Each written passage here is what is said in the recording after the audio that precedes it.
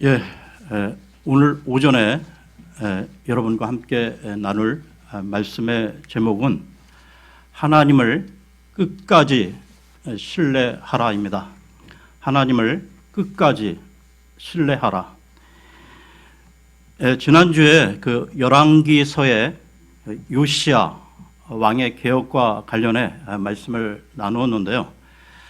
오늘은 열왕기서의 그 대표적인 두 대언자인 엘리야 그리고 엘리사와 관련해서 이 복음의 말씀을 나누겠습니다. 먼저 열왕기상 17장으로 가서요. 17장 8절에서 9절을 보겠습니다. 열왕기상 17장 8절 9절입니다.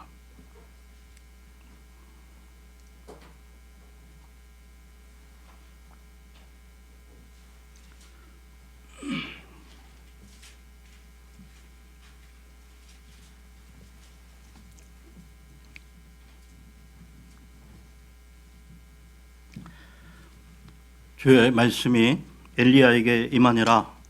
이르시되 너는 일어나 시돈에 속한 사르밧으로 가서 거기 거하라. 보라, 내가 그곳에 가부 여인에게 명령하여 너를 돌보게 하였느니라 하시니라. 북이스라엘의 대언자였던 엘리야는 3년 반 동안 온 나라가 이 가뭄으로 인한 기근이 극심할 때 시돈 땅 이 사르밧에 있는 한 가부의 집에서 숙식을 해결받게 되는데요. 그 이후 비가 지면에 내리는 그날까지 그 집에는 하나님의 은혜로 양식을 저장하는 통에 계속해서 양식이 떨어지지 않았고 기름병에 기름이 마르지 않는 이적이 일어나게 됩니다. 그런데 그 이후 그 집에 큰 일이 벌어지게 되는데요. 그러니까 그 집 아들이 병들어 위중하다가 숨을 거두고 만 것입니다. 이 사건으로 그 가부는 절망 가운데 엘리야에게 한탄의 말을 하게 되는데요. 계속해서 17장 17절에서 18절을 보겠습니다. 17절, 18절입니다. 이 일들 뒤에 그 집에 여주인 되는 여인의 아들이 병들었는데 그의 병이 매우 심해 그가 숨이 끊어졌으므로 그녀가 엘리야에게 이르되 오 하나님의 사람이여 내가 당신과 무슨 상관이 있나이까 당신이 내 죄를 생각나게 하며 또 내 아들을 죽게 하려고 내게 오셨나이까 하매 그 가부는 자기 생명처럼 아끼고 사랑하는 아들이 마침내 죽게 되자 너무 괴로운 나머지 하소연했던 것입니다. 그때 엘리야는 죽은 아들을 달라고 하여 자기가 거처하는 그 다락방에 올라가 자기 침상에 그 죽은 그 아들을 눕혀놓고 하나님께 기도했는데요. 계속해서 17장 20절 21절입니다. 20절 21절입니다. 주께 부르짖어 이르되 오 주 내 하나님이여 주께서 내가 머무는 집에 가부의 아들을 죽이심으로써 그녀에게 또 재앙을 내리셨나이까 하고 그 아이 위에 자기 몸을 3번 펴서 엎드리고 주께 부르짖어 이르되 오 주 내 하나님이여 원하건대 이 아이의 혼이 다시 아이에게 들어가게 하옵소서 하니. 그러니까 이 내용은 그 엘리야가 그 죽은 아이의 그 몸 위에 자신의 몸을 3번 펴서 엎드린 채 기도했다는 것입니다. 그런데 그 율법에 의하면 이스라엘 백성들에게 이 죽은 시신과의 접촉을 금지시켰는데요. 부득이하게 시신과 접촉한 경우에는 그 부정을 정결하게 하는 의식을 통하여 부정을 씻도록 했다는 것입니다. 그러니까 접촉만으로도 부정하게 되므로 정결 예식이 없이는 다시 해중 가운데 들어가지 못하게 했었는데 하나님의 대언자인 이 엘리야가 그 율법과 규례를 모를 리 없었겠죠. 그런데도 엘리야는 접촉 정도가 아니라 완전히 자신의 몸을 시신에 겹치듯 자신을 3번이나 시신 위에 엎었던 것입니다. 여러분, 그렇다면 엘리야의 이 행동이 무엇을 뜻하는 것일까요? 이것은 그 죽은 자와 하나가 되었다는 의미로 같이 죽었다는 상징적인 행위인 것입니다. 그러니까 엘리야는 하나님께 기도하기를, 주님, 이 죽음의 상황을 내 힘으로는 어쩔 수 없습니다. 그러나 죽은 이 아이를 포기할 수도 없습니다. 저도 이 아이처럼 죽을 각오가 되어 있으니 저를 죽이시려면 죽이십시오.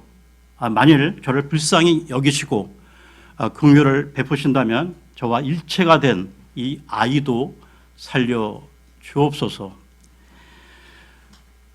여러분, 그 성경에서 숫자 가운데 그 3이라는 숫자는 완전수인데요. 아이와 함께 죽어도 좋다는 각오로 3번이나 죽으면 죽으리라 기도를 드렸던 엘리야. 그 다음 구절을 보겠는데요. 22절, 23절입니다. 주께서 엘리야의 목소리를 들으셨더라. 그 아이의 혼이 다시 아이에게 들어가서 그가 살아났으므로 엘리야가 그 아이를 안고 방에서 집으로 내려가 그의 어머니에게 그를 넘겨주며 이르되, 보라, 네 아들이 살아 있느니라 하니라. 엘리야 그 대언자가 활동했던 그 시대는 바알 등 그 우상 숭배가 극에 달했던 영적 혼란 시대였는데요. 그러니까 인간적으로는 그 살릴 방법이 없었기에 엘리야는 자신의 생명을 던져 그 아이의 혼을 구했던 것입니다. 여러분, 예수님이 우리 인간들을 구원하신 방법도 마찬가지인데요. 그러니까 죄와 저주 가운데 영이 죽어 있던 우리 대신에 예수님께서는 인간 최대의 고통을 주는 십자가 위에 자신을 바치신 것입니다. 그러니까 엘리야가 죽은 시신 위에 자신의 산 몸을 눕혔던 것처럼 예수 그리스도는 멸망받아 죽을 혼들을 위해 자신의 산 몸을 십자가 위에 고스란히 바치신 것이죠.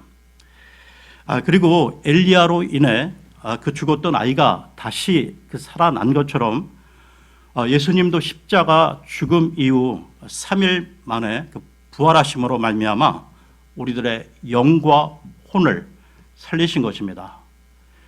그러니까 우리가 이 땅에서 육체적 죽음을 맞이할지라도 머지않아 우리는 썩지 않을 신령한 몸으로 다시 부활할 것을 믿고 있는데요. 이것이 우리 성도의 복된 소망인 것입니다. 그러니까 지금 우리는 이 엘리야를 통하여 죽은 자의 그 부활 사건을 살펴보았는데요. 이와 비슷한 또 다른 사건을 보겠습니다. 엘리야의 그 후계자인 엘리사와 관련된 사건인데요. 이번에는 열왕기 하로 가겠습니다. 열왕기 하 4장 8절에서 10절입니다.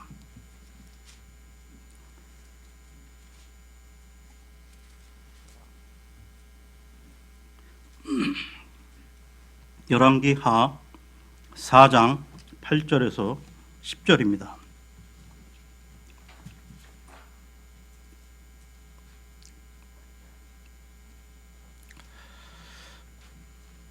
하루는 엘리사가 수넴에 이르렀는데 거기에 창대한 여인 하나가 있더라.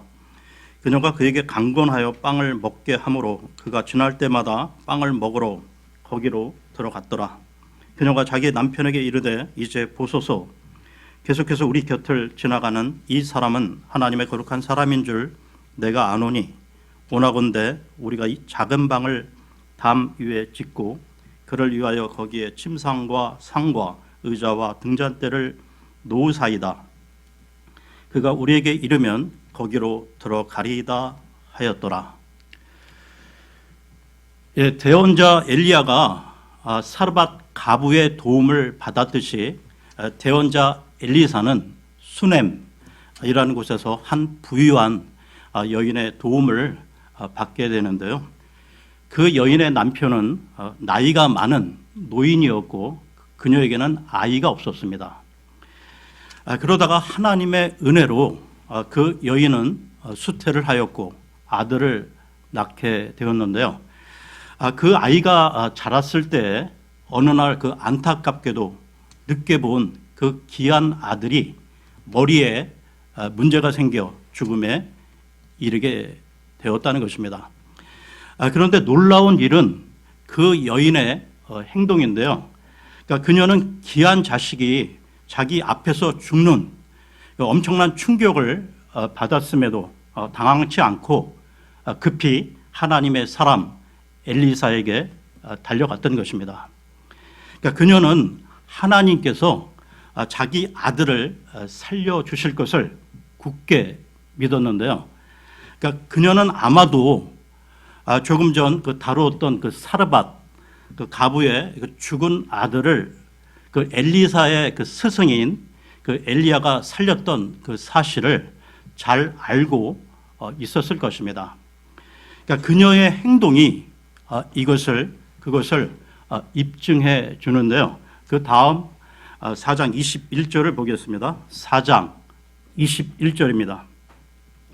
그녀가 올라가서 그 아이를 하나님의 사람의 침상 위에 두고는 그의 뒤로 문을 닫고 나와서 라고 나오는데요. 즉 죽은 아이를 장례도 치르지 않고 엘리사가 묵었던 침상 위에 두고 나왔다는 것으로 알 수가 있습니다. 그리고 엘리사를 찾아 나섰는데요. 그러니까 그녀의 그 일련의 행동들은 하나님께서 자신의 아들을 살려주실 것을 믿었다는 증거라 할 수 있습니다.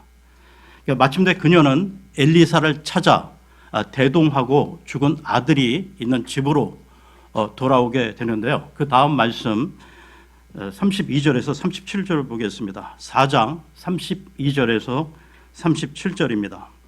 엘리사가 집에 들어가니 보라 아이가 죽어서 자기 침상에 누워 있으므로 그가 들어가 자기를 두 사람 뒤로 문을 닫은 뒤 그가 주께 기도하고 아이 위로 올라가 그 위에 엎드리고는 자기의 입을 그의 입에 자기의 눈을 그의 눈에 자기의 손을 그의 손에 대고 그 아이 위에 자기 몸을 펴니 아이의 살이 따뜻하게 되니라.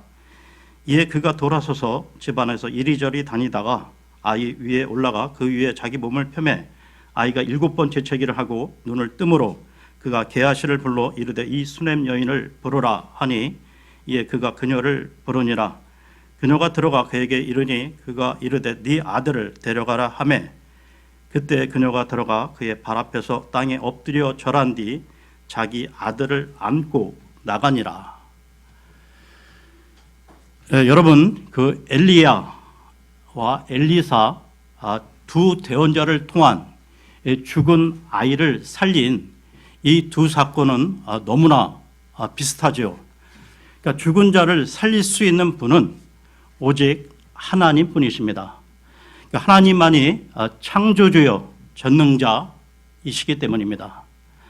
그러니까 여기 구약의 그 엘리사뿐만 아니라 신약에서도 예수님께서 요한복음 11장에 그 죽은 나사로를 비롯하여 마가복음 5장에 그 해당장 야이로의 그 죽은 딸과 그리고 누가복음 7장에 장례를 치르는 그 나인성 가부의 젊은 아들을 살리는 이적들이 소개되고 있는데요.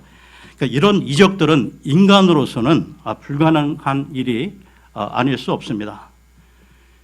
구약의 그 죽은 자가 살아난 기적들은 장차 오실 예수 그리스도가 죽은 자를 살리시는 분이심을 미리 예표한 것이며 예수 그리스도가 십자가에 죽으셨다가 부활하실 것을 미리 보여주는 모형인 것입니다. 그러니까 저주받은 죄인들과 동일시함으로 예수 그리스도는 자기 백성을 대신하여 고통을 받으시고 함께 죽으셨으며 또 주님이 부활하셨을 때 그 죽은 자들을 함께 살리신 건데요. 로마서로 가겠습니다. 로마서 6장 8절에서 11절을 보겠습니다. 로마서 6장 8절에서 11절입니다.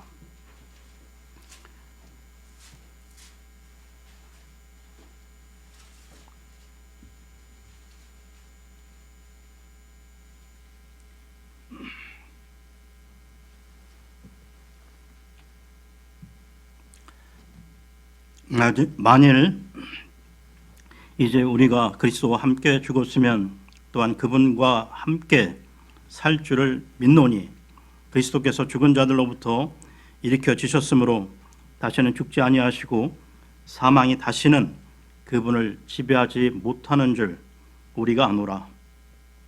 그분께서는 죽는 것을 통해 친히 지혜에 대하여 단 한 번 죽으셨으나 살아계심을 통해 친히 하나님께 대하여 살아계시나니 이와 같이 너희도 너희 자신을 죄에 대하여는 참으로 죽은 자요 하나님께 대하여는 예수 그리스도 우리 주를 통해 산 자로 여길지어다. 그러면 다시 열왕기 하로 돌아오겠습니다. 열왕기 하 4장 38절에서 41절까지 보겠습니다. 열왕기 하 4장 38절에서 41절입니다.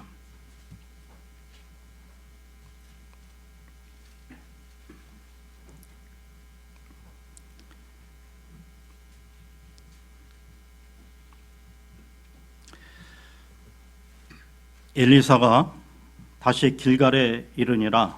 그 땅에 기근이 들었는데 대원자들의 아들들이 그의 앞에 앉음에 그가 자기 종에게 이르되 큰 솥을 걸고 대원자들의 아들들을 위해 죽을 끓이라 하니라.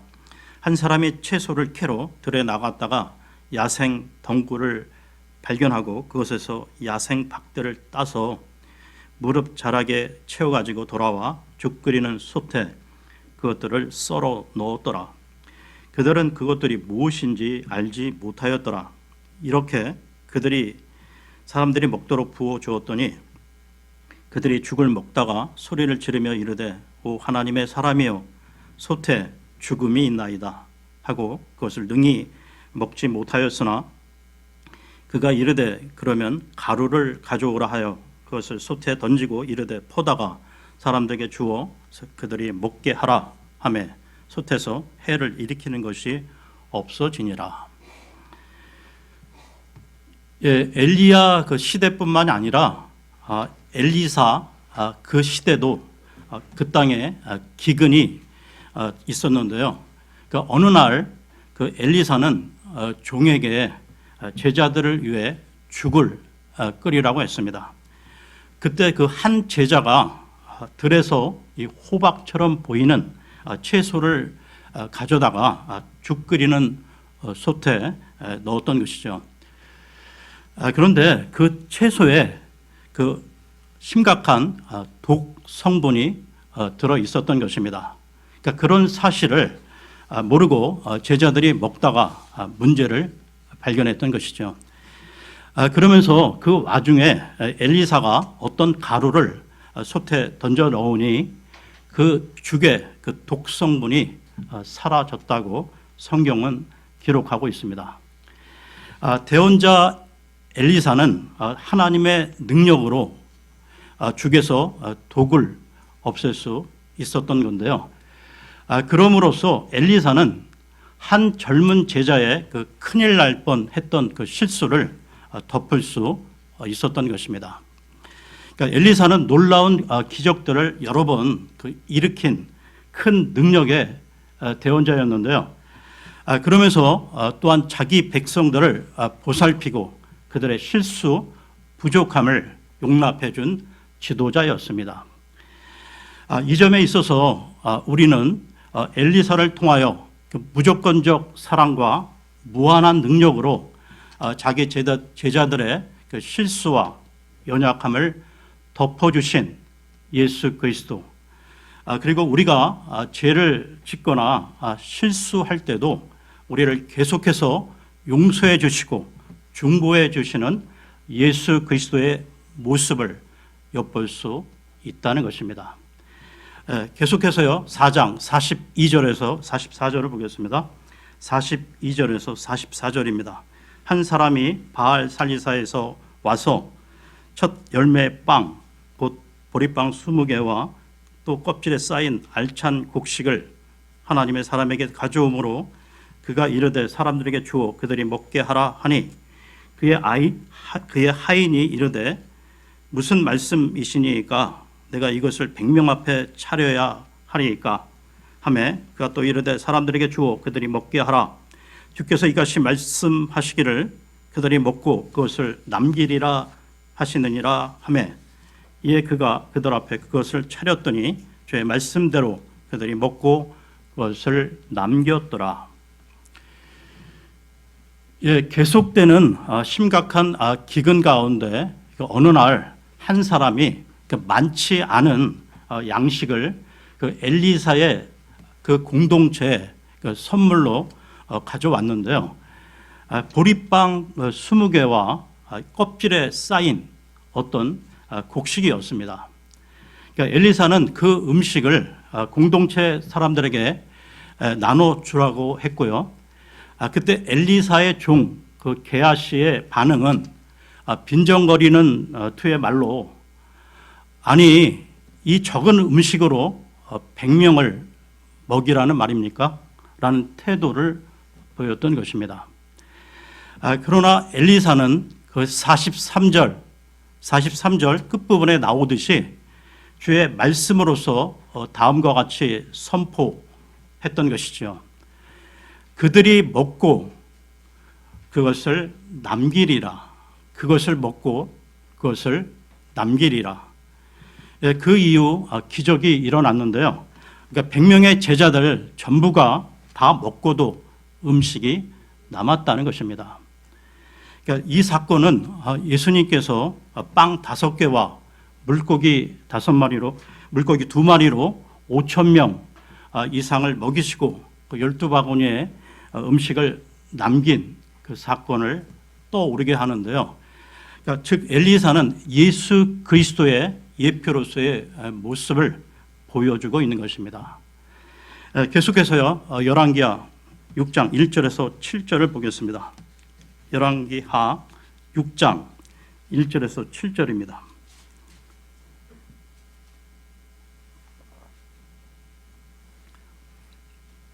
대언자들의 아들들이 엘리사에게 이르되 이제 보소서 우리가 당신과 함께 거하는 곳이 우리에게 너무 좁으니 청하건대 우리가 요르단으로 가서 거기서 각 사람의 제목 하나씩을 취하여 거기에 처소를 만들고 거기에 거하사이다 하매 그가 응답하되 너희는 가라 하니 한 사람이 이르되 원하건대 흡족히 여기시고 당신의 종들과 함께 하소서 하매 그가 응답하되 내가 가리라 하고 이에 그가 그들과 함께 가니라.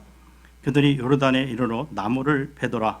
그러나 한 사람이 제목을 벨 때에 도끼 머리가 물속에 떨어졌으므로 그가 외쳐 이르되 아 슬프다 주인이여 그것은 빌려온 것이니이다 하니 하나님의 사람이 이르되 그것이 어디에 떨어졌느냐 하매 그가 그에게 그곳을 보여주므로 그가 나뭇가지를 베어 거기에 던지니 그 쇠가 떠오르니라. 그러므로 그가 이르되 그것을 니게로 들어 올리라 하니 그 사람이 자기 손을 내밀어 그것을 취하니라. 여러분, 우리가 인생을 살아가면서 이 겪게 되는 실수는 바로 잡아가고 부족한 것은 채워가면 되지만 하나님 나라를 위한 우리의 모든 일이 무산되도록 우리를 위협하는 사건이나 사고가 발생했을 때 어떻게 해야 합니까? 지금 읽은 이 구절들의 내용은 그 거주 공간이 협소해 답답해했던 엘리사의 그 젊은 제자들이 더 큰 처소를 짓고 싶어 했습니다. 엘리사도 이에 동의하자 그들은 제목을 베어 나가는 작업을 했는데요. 그러다가 뜻하지 않은 문제가 일어나게 됩니다. 한 제자가 이웃에게 빌려왔던, 그러니까 그 당시에는 귀한 그 새 도끼를 빌려왔었는데요. 그 나무를 베다가 그만 그 도끼 머리가 물속에 빠져버린 것입니다. 그러니까 모든 일에 그 진척에 어려움이 온 것이죠. 이때 엘리사는 그 나뭇가지를 베어 물속에 던졌고, 그러자 도끼가 수면 위로 떠올라 손쉽게 물에서 건져낼 수 있었다는 것입니다. 여러분, 우리가 살아가는 인생도 마찬가지로 우리 그리스도인들이 하는 일에는 여러 가지 그 생각지도 못한 문제나 이런저런 해방거리들이 끊임없이 일어난다는 것입니다.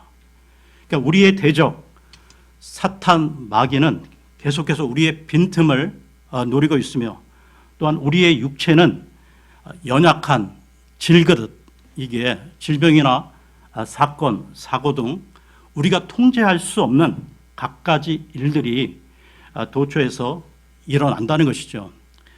그러니까 우리가 바른 신앙 여정의 그 길을 가려고 할 때 어디서나 위기가 발생할 수 있음을 잊지 말아야 한다는 것입니다. 여러분, 대언자 엘리사가 지금 우리에게 전하고자 하는 메시지는 우리가 하나님을 위해 어떤 그 일을 행하려 할 때 어떤 사건이나 사고가 그 일을 막으려는 것을 하나님은 극복해 나가신다는 것이죠.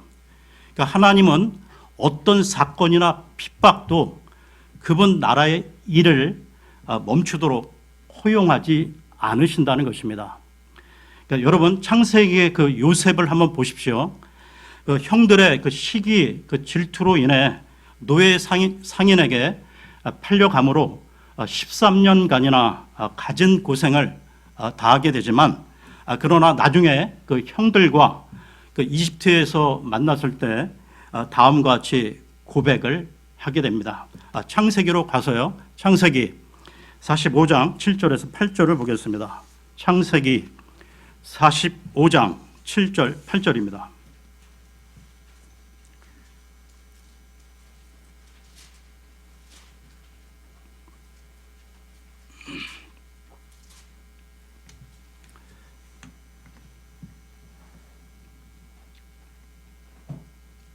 하나님께서 큰 그 줄로 당신들의 생명을 구원하시고 당신들을 위해 후손을 땅에 보존하시려고 나를 당신들보다 앞서 보내셨나니, 그런즉 이제 나를 여기로 보낸 자는 당신들이 아니요 하나님이시니이다. 그분께서 나를 파라오에게 아버지가 되게 하시고 그의 온 집의 주가 되게 하셨으며 또 이집트 온 땅의 치리자가 되게 하셨나이다.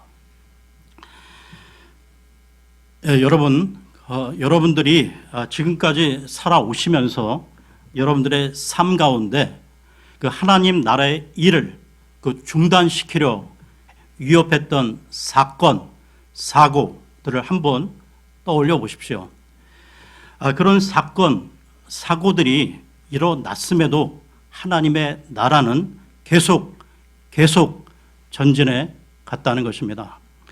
그러니까 우리는 이 하나님의 계획을 이 허사로 만들려는 이 사탄 마귀의 온갖 계략을 하나님이 그분의 그 선한 계획으로 바꾸어 나가시는 것을 우리는 보아야 한다는 것이죠.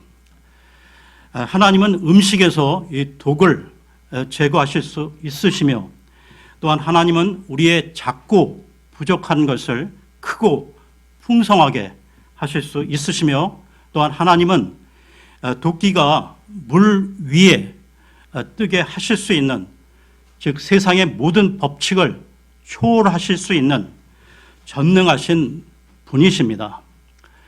여러분 지금 우리는 이 은혜 시대가 끝나가는 그 끝자락의 혼란과 혼돈의 시대를 살아가고 있는데요. 여러분 우리에게 어떠한 일이, 어떠한 환경이, 어떠한 결과가 일어난다 하더라도 우리는 하나님이 그 일에 합력하여 끝내는 좋은 결과로 이루어 가실 줄을 우리는 끝까지 믿어야 한다는 것입니다. 예, 오늘은 여기까지 하겠습니다. 예, 감사합니다.